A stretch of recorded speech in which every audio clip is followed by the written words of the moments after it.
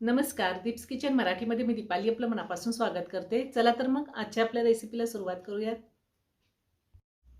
आज मी तुम्हाला टोमॅटोची चटणी करून दाखवणार आहे। ही चटणी आपण इडली, उडीद वडा, डोसा, उत्तप्पा कशासोबतही खाऊ शकतो। मला तर ही चटणी चपाती सोबत सुद्धा खूप आवडते, खूप छान लागते। तर चटणीसाठी आपल्याला काय साहित्य लागणार आहे ते आपण पाहूयात। मी इथे 3 मीडियम साईजचे टोमॅटो घेतलेले आहेत। टोमॅटो मी कट करून घेतलेले आहेत।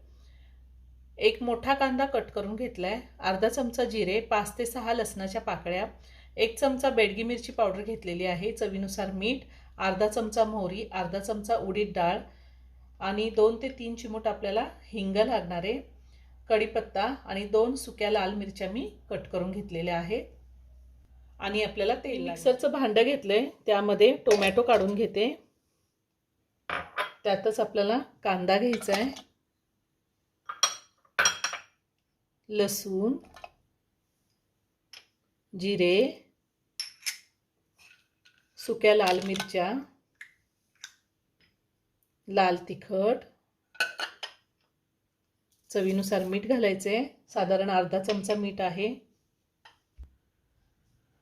आता मिक्सरला आपण हे बारीक करून घ्यायचं, एकदम बारीक पेस्ट तयार करून घ्यायची, पाणी घालायचं नाही। मी हे मिक्सरला बारीक करून घेतलेलं आहे। आता आपण फोडणी देऊन घेऊया। पॅन ठेवलाय, त्यामध्ये 2 चमचे तेल घालते। तेल गरम झाले, त्यामध्ये मोहरी घालूयात। त्यातच आपल्याला उडीद डाळ घालायची आहे, कढीपत्ता घालूया,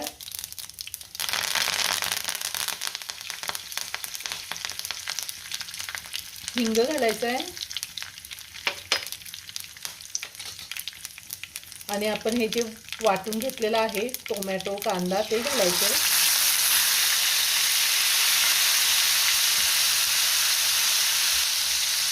आणि हे छान आपल्याला आता तेलावरती परतून घ्यायचंय। छान तेल सुटेपर्यंत आपल्याला ही चटणी आता परतून घ्यायची आहे। ह्या टायमिंगला मीठ चेक करू शकता, जर कमी असेल तर आपल्याला वरतून घालता येतं। मी ह्या आधी सुद्धा खूप साऱ्या veg non veg recipe upload केलेल्या आहेत, त्याची लिंक मी डिस्क्रिप्शन बॉक्समध्ये दिली आहे, तुम्ही पाहू शकता।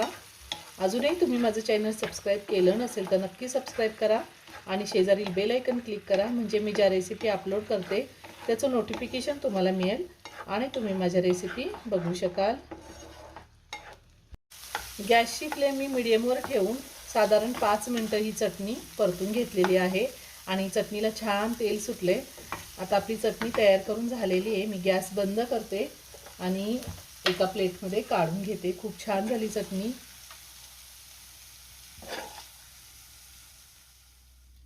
तयार झाली टोमॅटो चटणी। ही चटणी आपण इडली, डोसा, उत्तप्पा, उडीद वडा, चपाती, भात कशासोबतही खाऊ शकतो। खूप छान होते, नक्की करून पहा।